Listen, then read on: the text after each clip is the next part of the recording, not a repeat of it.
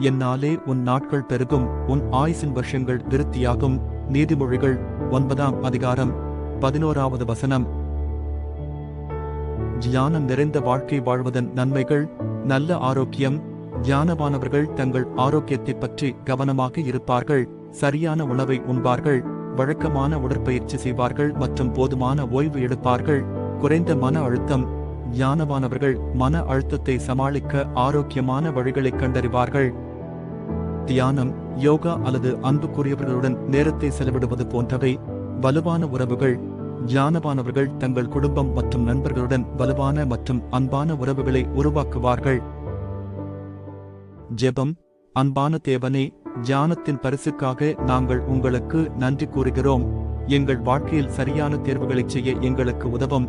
இயேசுவின் நாமத்தில் ஜெபிக்கிறோம் பிதாவே. ஆமென்.